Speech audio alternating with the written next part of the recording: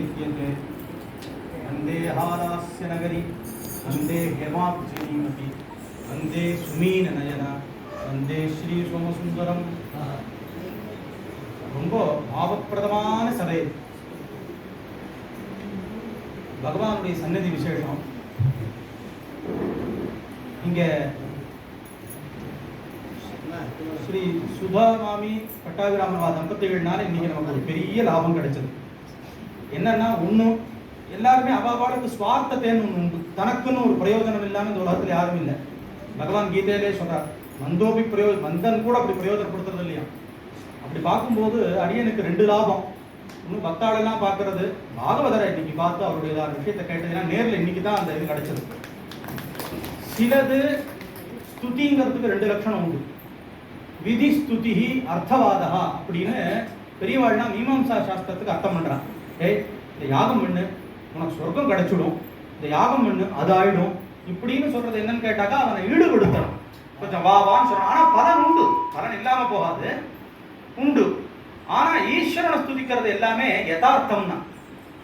கருணாநிதி கிருபாநிதி யதார்த்தம் அப்படியே இருக்கக்கூடியது அப்படியே சொல்றோம் இருக்கு.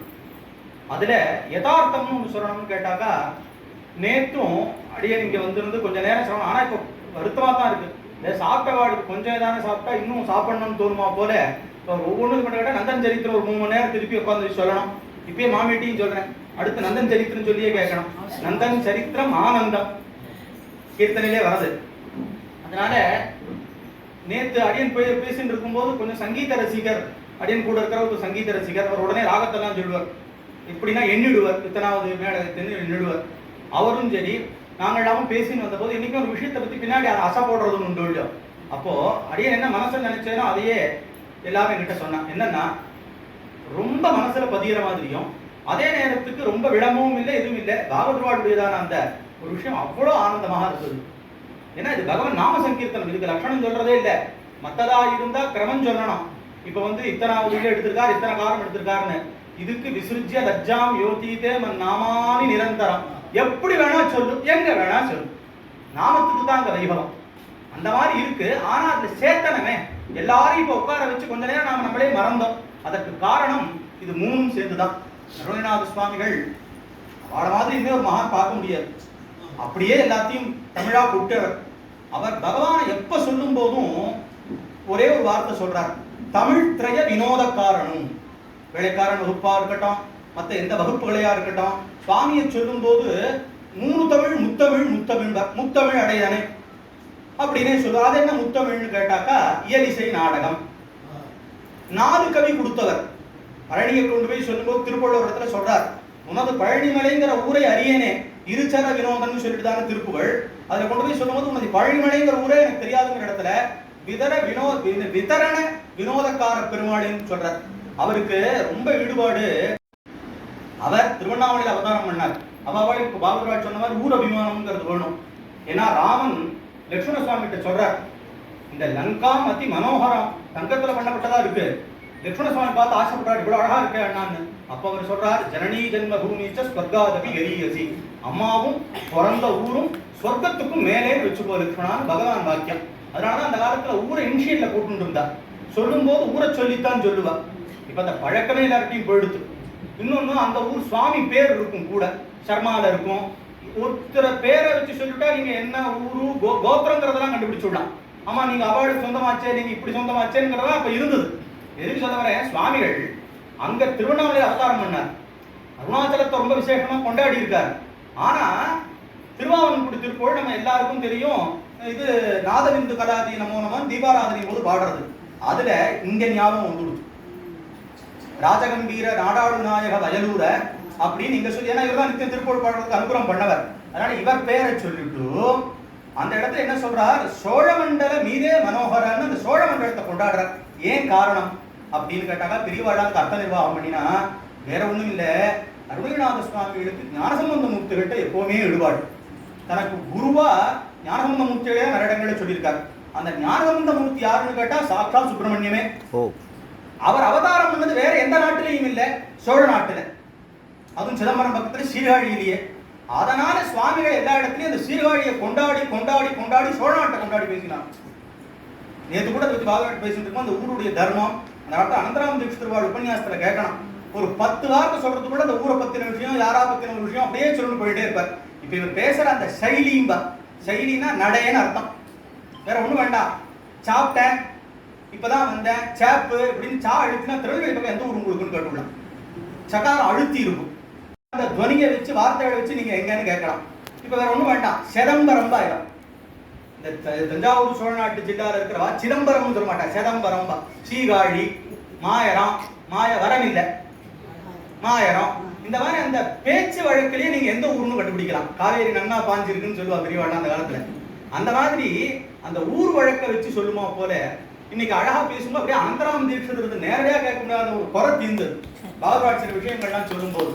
அதனால எதுக்கு இவ்வளவு தூரம் சொல்றேன்னு கேட்டாக்கா, முதல்ல சன்னதி விசேஷமும் அவர் இங்க இதை பண்ணிட்டு கேட்கறதுக்கு ரொம்ப இதாகிதான் ஆயிடுத்து. இன்னும் அதை நிறைய அனுபவிக்க வைக்கணும் சுவாமி. அவ்வளவு ஒரு விஷயத்தன்மையும் எது தேவையோ அது மாத்திரம் இருக்கிற மாதிரியான தன்மையும் அவ்வளவு அற்புதமா அமைஞ்சது. இதெல்லாத்தையும் தாண்டி அதோட அவருடைய ஒரு பெரிய ஒரு ஸ்ரத்தை, பாகவதாளுக்கு பண்ற கைங்கரியம், ஊர் மேல இருக்கிற ஒரு அபிமானம், எல்லாத்தையோட நேற்று என்கிட்ட ஒரு விஷயம் சொன்னார். அபிநயம் பண்ணின பையன் வெங்கடாதிபதி நேற்று என்கிட்ட பாகவத சொன்னார், இந்த மாதிரி இந்த வரணுங்கிறதுக்காக கூப்பிட்டு வந்தேன், ரொம்ப உத்தம பரம்பரை இங்க இருக்கணுங்கிறதுக்காக பண்ணேன். இப்ப அடியும் காத்தால வந்த உடனே பார்த்து சமயத்தை புரிஞ்சுன்னு இந்த இடத்துல சேர்த்துட்டார். இப்ப அவருக்கு இதுல என்ன ஒரு விஷயம் அப்படின்னு கேட்டாக்கா, வித்தியையும் இதையும் பிரகாசப்படுத்தணும். அந்த காலத்துல மகான்கள்லாம் அப்படிதான் இருந்தார். அந்த காலத்துல நிறைய பேருக்கு பேங்க் உத்தியோகம் உண்டு. அவள்லாம் என்ன பண்ணுவா, யாரா வந்தா பார்த்துக்கோ, நம்ம பையன் பார்த்து என்ன பண்ணமோ பண்ணு அப்படின்பா. ஏன்னா எல்லாரையும் மேல கொண்டு வைக்கணுங்கிற எண்ணம் இருந்தது. உதய பாகவதர் சம்ஸ்தானத்தில் இருந்த காலம். அப்போ ஒருத்தர் வந்திருக்கார், பாடின்னு இருந்திருக்கார். இன்னொருத்தர் யாரையோ ஒருத்தர் நீ கொஞ்சம் பாடுறானே கேளு அப்படின்னு இருக்கார். கேட்டுட்டே இருக்கும்போது பாகவதர் அனுஷ்டானம் பண்ணிட்டே கேட்டு இருக்கார். அப்போ அவர் பாடுறான், நன்னா இருக்கு அப்படின்னு எடுத்துட்டே இருந்தாராம். நன்னா இருக்குன்னா மனசார சொல்லி தொலைய, என்ன நஷ்டம் இதுல? அந்த பிரகாசப்படுத்தணுங்கிற குணம் வருவது ரொம்ப துர்லபம். பாதுர்வாளுக்கு அது நேற்று அதை நான் பார்த்தேன். ஏன்னா சின்ன சின்ன விஷயங்கள்ல குணம் பிரகாசிக்கும்னு இருக்கு, பெரியவா அதை கவனிச்சு பாடம். அந்த மாதிரி அதை கொண்டு வரணும்னு இன்னைக்கு என்ன ஒரு விசேஷமா, இப்போ வயசு நாமா உறக்க சொல்லுங்களே, இல்ல நிதானமா சேர்க்க சொல்லுவோம். கை தட்டுறதோ, கையை மேலுக்கு கை தட்டுறதோ, பகவத் சந்நிதி இது பண்றதோ வராது. அதனாலதான் விஷ்ணோர்கானஞ்ச நிருத்தியஞ்ச நடனஞ்ச விசேஷத்தா அனுஷ்டானத்தோட சேர்ந்துன்னு பின்னாடி பதம். பிரம்மன் பிராமண ஜாத்தினாம் கர்த்தவியம் நித்தியம் சேர்ந்துதாங்க. அந்த காலத்துல பெரியவாள்லாம் கச்சம் கட்டின்னு இருப்பா, சந்தியா சொன்ன மாதிரி பண்ணுவா. உடனே நாம சங்கீர்த்தனத்துல அதையும் சேர்ந்து அபிநயமும் ஆகும். ஏன்னா சுவாமியினுடைய அம்பாளுடைய பூஜையில ரொம்ப முக்கியமானது முத்ரை. அம்பாளுக்கு தசமுத்ரா சமாராத்யா திரிபுரா ஸ்ரீவசங்கரின்னு பிரமாணம். பூஜையில முத்ரைங்கிறது ரொம்ப முக்கியம். வேற ஒண்ணும் வேண்டாம் ஆமா அப்படின்னு சொல்றதுக்கும் ஒண்ணுமே இல்லை.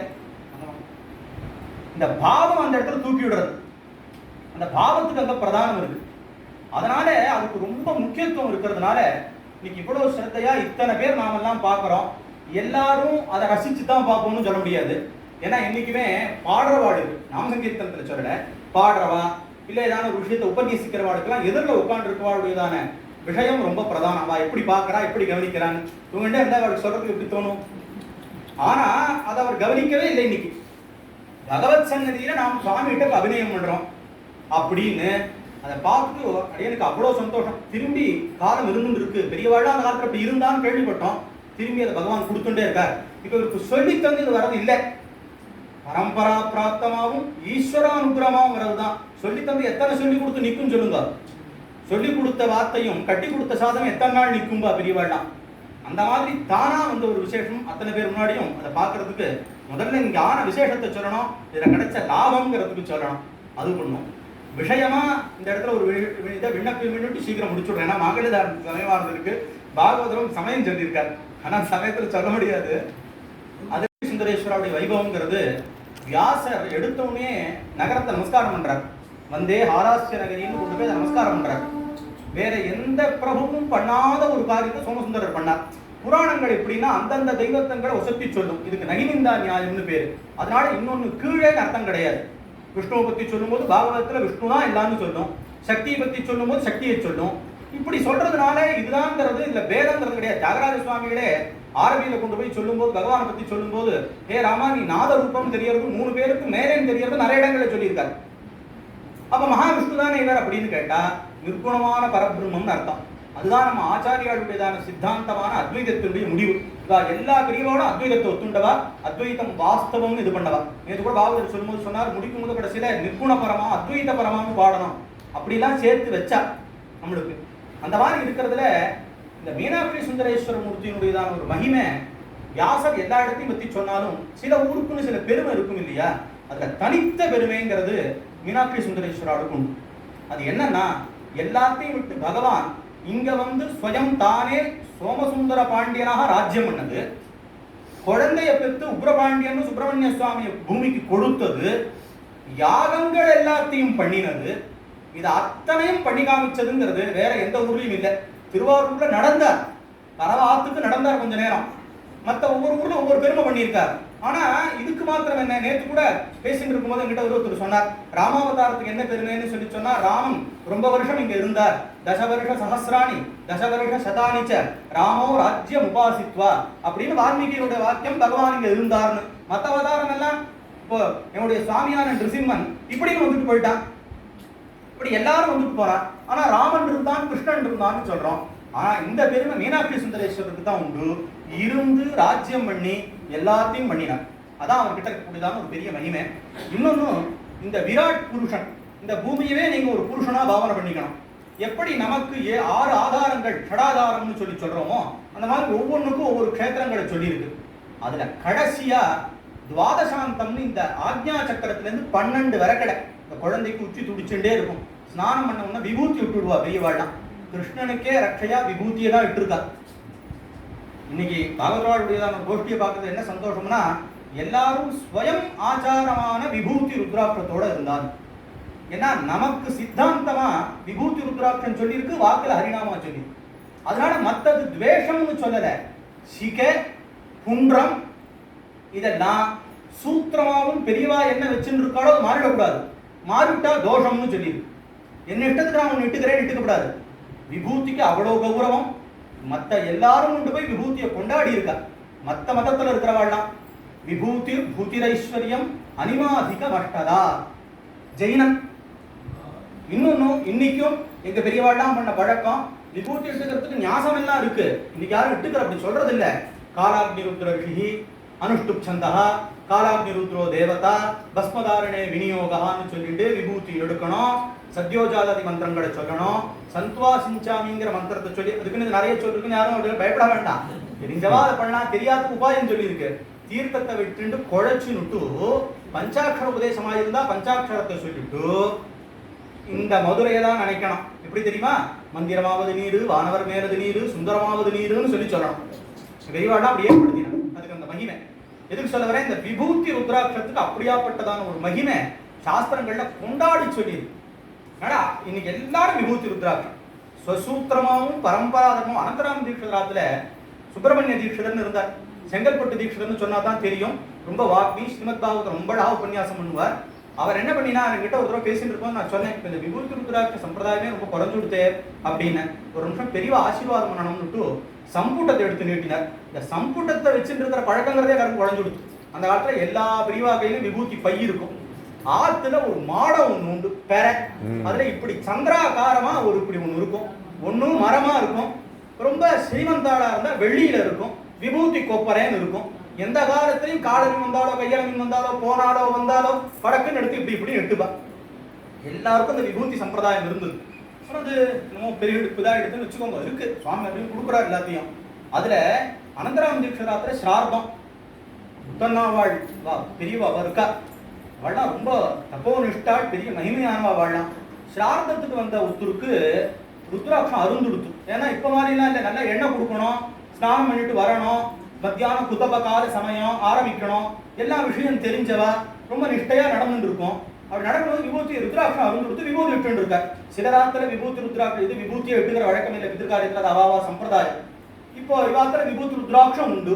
உட்காந்து இருக்கும்போது அங்கேருந்து தூரத்துலேருந்து அவ பாட்டி பார்த்துட்டு சொன்னாடா, ருத்ராட்சம் இல்லாம இருக்கேப்பா, நம்ம பெரியவா ஒத்துக்க மாட்டாளே, இது மாத்திரம் இப்படி நடந்திருக்கு, ருத்ராட்சத்தை கோத்துடு அப்படின்னு ஒரு ருத்ராட்சத்தை கோத்து தான் நிமந்திரணத்துக்கு உட்கார வச்சாங்க. அப்படின்னா அதனுடைய கௌரவம் எப்படியாப்பட்டதுன்னு பார்க்கணும். விபூதி ருத்ராட்சத்தினுடைய ஸ்ரத்தைய சாஸ்திரங்கள் கொற்றது. ஸ்காந்தத்துல என்ன, அதுல என்ன, போதேந்திரா எல்லா பெரியவாளும் விபூதி ருத்ராட்சம் வாக்குல ராமநாமம். இதான் அத்வைத்தம்ங்கிறது. நமக்கு சிவவிஷ்ணு பேதத்தை எங்கேயும் சொல்லவே இல்லை. ஸ்ரீசேஷ வேதம் இல்லாம இருக்கணும் தான் போதேந்திராள் முதல் ஸ்லோகத்திலேயே நாமாபராதா தச அப்படிங்கிற இடத்த சொல்லும் போது மகாவிஷ்ணுக்கும் நான் இவருக்கும் பரமேஸ்வரனுக்கும் வேதம் பார்க்கப்படாது அப்படின்னு சொல்லி ஆரம்பிக்கிறார். ஒரு பக்கம் இருக்கட்டும், எதுக்கு சொல்ல வரேன், சுவாமி இந்த மீனாட்சி சுந்தரேஸ்வரங்கிறதான பேரோட எல்லாத்தையும் லீலை எல்லாத்தையும் பண்ணதும் இங்கதான். வேற எங்கேயும் தேவலீலைன்னு திருவாரூருக்கு இருக்கு, திருவாரூர்லயும் பண்ணியிருக்காரு. ஆனா முக்கியமான இந்த சதுஷ்டி லீலைன்னு சொல்லி இருக்கக்கூடியதான இந்த ஒரு காரியம் பண்ணதும் மதுரையில.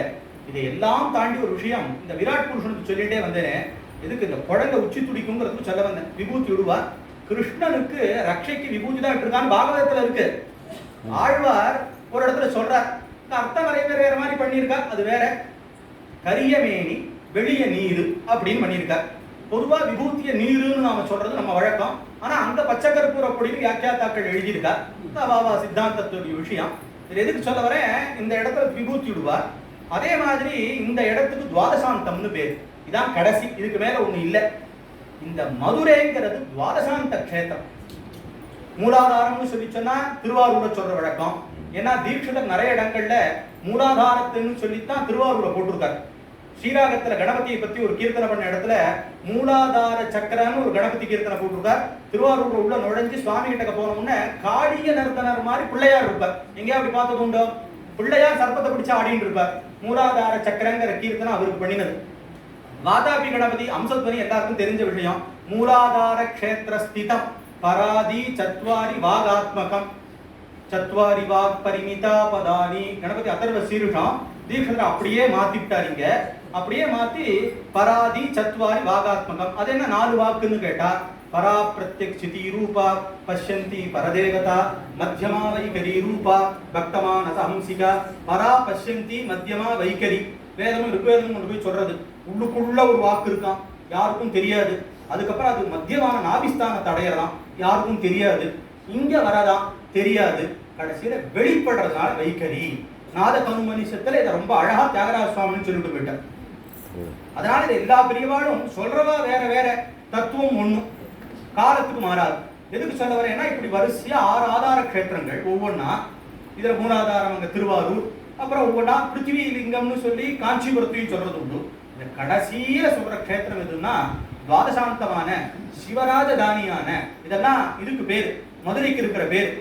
அந்த மதுரா கஷேத்திரத்துல தான் பகவானுடைய சக்தி கலைகள்லாம் வெளிப்படுறோம். அங்க இருக்கிற லிங்கத்தை அப்பர் சுவாமி கொண்டு போய் பாடும்போது எல்லா லிங்கத்துக்கும் முன்னே முளைத்த லிங்கம், ஆரந்தளித்த லிங்கம், ஆரவாய் சொக்கலிங்கம் அப்படின்னு கொண்டு போய் கொண்டாடி சொல்றார். இக்கலிங்கம் போனால் என்ன, சொக்கலிங்கம் நமக்குண்டு அப்படின்னு எல்லா பெரியவாடும் ரெட்டப்படுவர்கள் என்ன, இன்னும் எத்தனையோ பேர் பாடி பரவின மூர்த்தி சோமசுந்தர மூர்த்தி. இதெல்லாத்தையும் விட ஒரு பெரிய ஒரு சரித்திரம் சுவாமி பண்ணார். இன்னைக்கு அஷ்டமி பிரதட்சணமும் உண்டு மதுரையில. இந்த மார்கழி மாசத்துக்கிட்ட வரும். பொதுவா கத்திரிக்காய் நிகித்தம் அப்படின்னு சொல்லி சிலர் சம்பிரதாயம். ஆனா சிவ பூஜையில கத்திரிக்காய் அவசியம் இருக்கணும். கத்திரிக்காய் இல்லைன்னா சிவ பூஜை கிடையாதுன்னு இருக்கு, சேர்த்துக்கணும் இருக்கு. விஷ்ணு தினத்துல சேர்த்துக்கப்படாது. அதாவது சிரவணம், ஏகாதசி, ஏகாதசியில பிரமேயமே இல்லை, சொல்றேன் இந்த மாதிரி நாள்ல கத்திரிக்காய் சேர்த்துக்கூடாதுன்னு. ஒருத்தன் ஒரு இது வச்சிருந்தான் மதுரையில தோட்டம். அப்ப அவனுடைய தோட்டத்தை மாடு சிரமப்படுத்துறது நம்ம மகா பாப்பி, கட்டோர பாப்பின்னே பேர். இது சதுஷ்டி லீலையில இல்ல, பிரச்சன்ன ஸ்ரீபுர மகாத்மியம்னு தனி ஒரு புஸ்தகம் இருக்கு, ஸ்காந்தத்து கிழமா இங்க போட்டிருக்கா, அதையும் அதுல இருக்கு. அப்ப என்ன ஆகுது, சுவாமி அம்பாளுக்கு முக்தி கொடுக்கணும்னு யோசிச்சுட்டாலும் உடனே ஒரு பசுமாடு ரூபத்துல துரத்திண்டே போறான் அம்பாள்.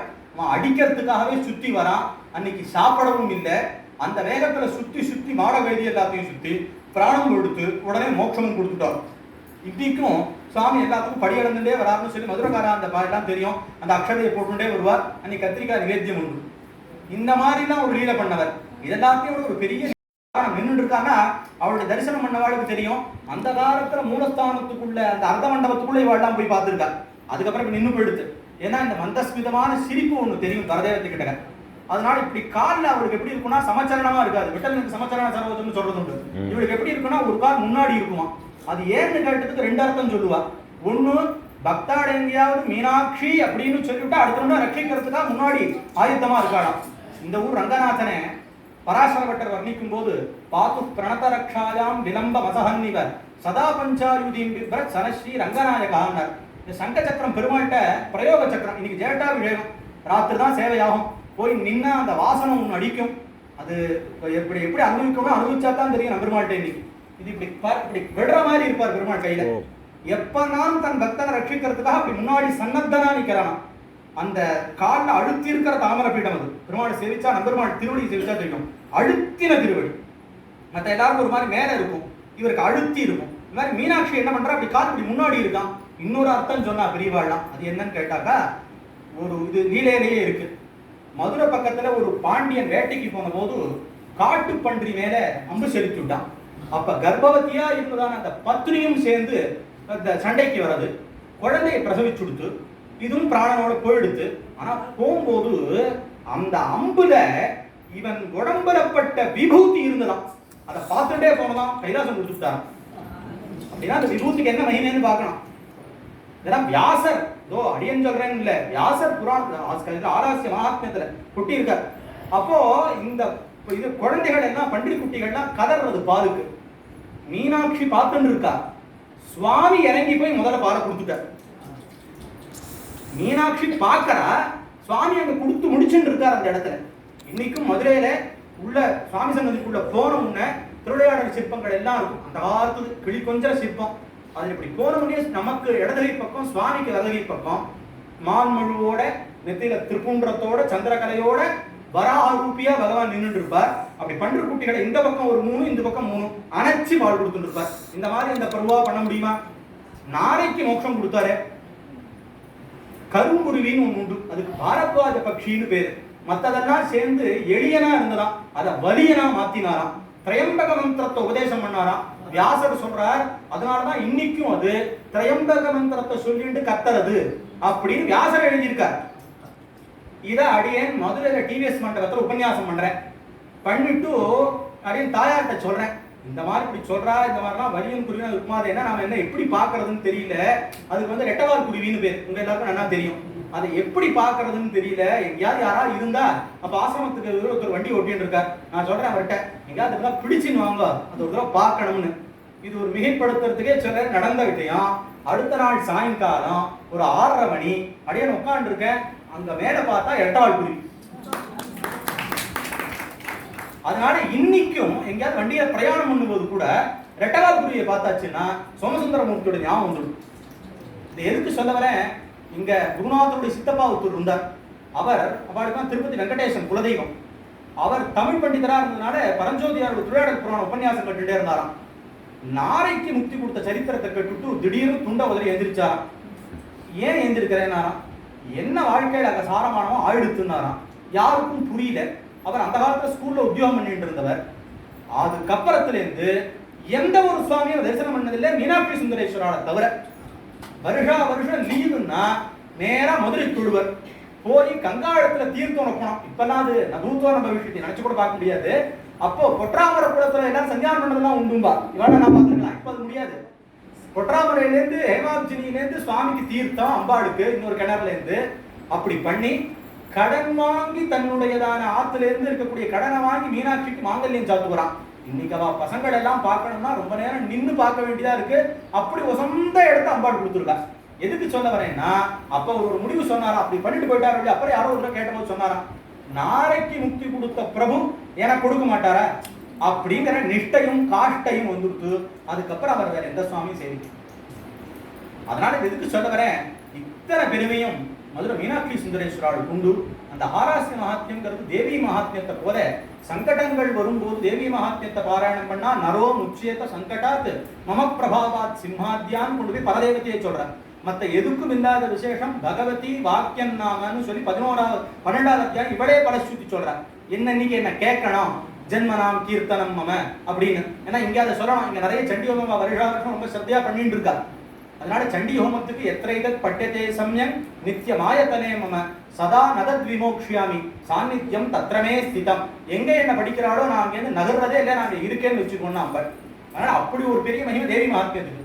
சுந்தரகாண்டத்துக்கு எந்த சங்கடமா இருந்தாலும் சங்கல்பம் பண்ணிட்டு பாராயணம் பண்ணா நேராகும். ஆராசிய மகாத்மியத்துக்கு அது உண்டு. அது ஒரு பெரிய விஷயம். நான் நாளான்னு சொல்லல. இங்க வைகநல்லூர் பாடசாலையில கணவாடிகள் இருந்தார். அவர் எப்படின்னா நித்தியம் ஒவ்வொரு அத்தியாயமா பாராயணம் பண்ணி கடைசி நாள் 2 பேருக்கு சாதம் போட்டுட்டு திருப்பி புனகா மறுபடியும் அடுத்ததுலேருந்து ஆரம்பிச்சுடுவேன். எதுக்கு சொல்ல வரேன், இந்த ஆராசிய மகாத்மியத்துக்கு அப்படியாப்பட்ட ஒரு பெருமைகள் இருக்கு. அதுல இருக்கக்கூடிய தத்துவங்கள்லாம் எக்கச்சக்கம். பெரியவாள்லாம் ரொம்ப அதுல ஈடுபட்டதெல்லாம் உண்டு. பரஞ்சோதியார் அதை ரொம்ப அழகா தமிழ்ல மாத்தினார். அதுல இருக்கக்கூடிய ரசமான கட்டம் எல்லாம் படிச்சு பார்த்தோமானா அவ்வளவு விசேஷமானதாக இருக்கும். இன்னைக்கும் ஒரு விஷயம் ஒண்ணு என்னன்னு கேட்டாக்கா, இந்த புராணத்துல சொல்றது, ராத்திரியில கோவில் சாத்தினம்னா எல்லா சுவாமியும் மீனாட்சி சுந்தரேஸ்வரால மாட்டுவாடும்.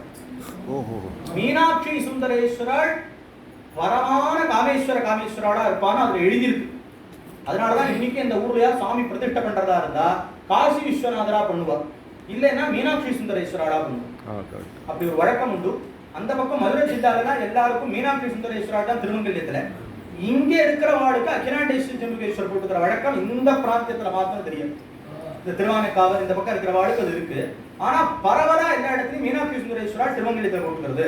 இன்னொன்னு மீனாட்சி சுந்தரேஸ்வரோட விஷயம் அம்பாளுக்கும் வலது பக்கம் தான் இருக்கும், எல்லா இடத்துலயும் இந்த பக்கம். ஆனா இங்க மாத்திரம் இப்படி கொடுத்து வச்சிருக்காரு. அத்தனை பிரதானம் இந்த பரதேவதைக்கு. மகாபத்மாட்டவியாம் மிருதித மனமாயேன மனசா மகாந்த பசியந்தான்னு கொண்டு போய் ஆச்சாரியாள் மீனாட்சியை தான் இந்த மகாபத்மாட்டவி அப்படின்னு லலிதா சஹஸ்ரநாமத்தில் வர இடம், அதாவும் சியாமளா பீட்டமாவும் ரொம்ப விசேஷமாக வர்ணிச்சு கொண்டாடின இடம்.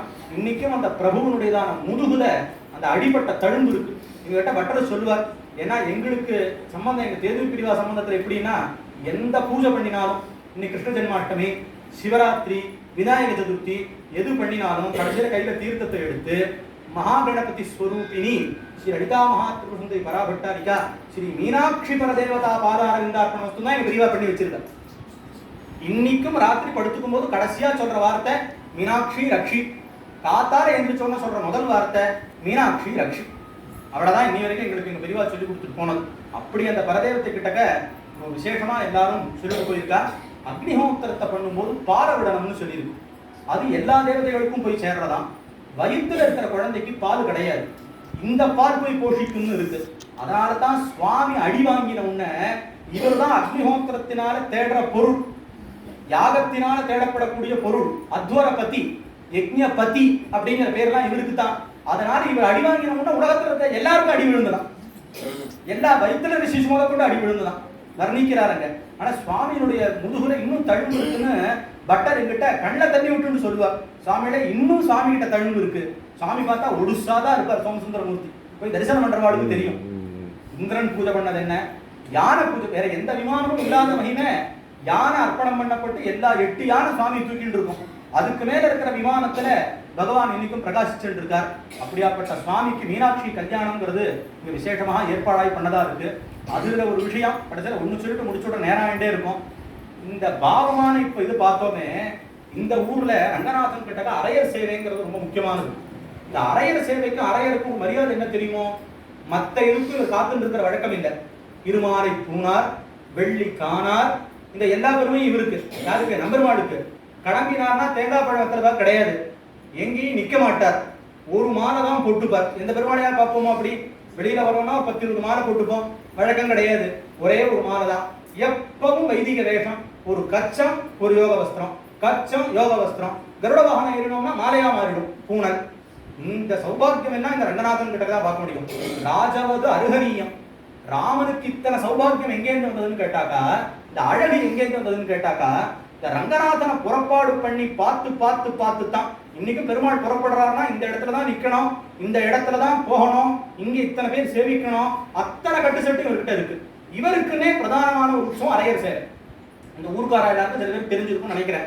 மத்த எதுக்கும் காத்துன்னு இருக்காத ரங்கநாதன் அரையர் வரணும்னா காத்துன்னு இருப்பார். இன்னைக்கும் யாருக்கும் கொடுக்காத ஏற்றம். வருஷத்துல உற்சவத்துல, பெரிய நாள் உற்சவத்துல மாத்திரம் அரையர் சட்டாரி சாதிக்கலாம். ஒரே ஒரு நாள் பெருமாளுடைய சட்டாரி, அன்னைக்கு அரையர் சட்டாரின்னு சொல்லி எல்லாரும் போய் சேவிப்பார். அந்த அரையர் சேவைக்கு இருக்கக்கூடிய ஒரு பெரிய மகிமை என்னன்னு கேட்டாக்கா, அந்த அரையர் சேவையை நிர்வாகம் பண்ணவாள்லாம் யாரு தெரியுமா?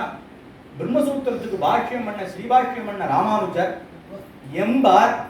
நாம் யோசிக்கலாம், நடனம் தானே, இந்த மாதிரி வேதாந்தம் படிச்சவா இங்க உட்கார்ந்துக்கிறதுக்கு என்னன்னு அத்தனை பேர் உட்காந்து அந்த அபிநயத்தை பார்த்துட்டே இருப்பா. அப்போ ஒரு நாள் அரையர் இது பண்ணிட்டு இருக்காரு. இந்த அருளப்பாடு உண்டு எல்லாத்துக்குமே. நீங்க பெருமாள்கிட்ட சேவிச்சவாள தெரியும், அருளப்பாடு அப்படின்னு ஒரு சத்தம் பண்ணுவா. உடனே கிட்டக்க போறவா வெறும் போய் நிக்கப்படாது, நாயிந்தேன்னு போய் நிக்கணும் ரங்கநாதன் கிட்டக்க. 2வது செலவை மாறுறதுக்கு முன்னாடி 1வது செலவையும் 2வது செலவையும் பின்னாடி நிக்கணும். திருமணத்தும் போது. சலனா வஸ்திரம், இந்த சௌபாக்கியம் எல்லாம் இவர்கிட்ட தான் பார்க்கலாம். ஏன்னா காத்துட்டு இருக்க மாட்டாராம். ஒரு வஸ்திரம் துடைக்கிறதுக்கு எடுக்கும் போது அடுத்து வர 2 வஸ்திரம் அங்க நின்று இருக்கணும்.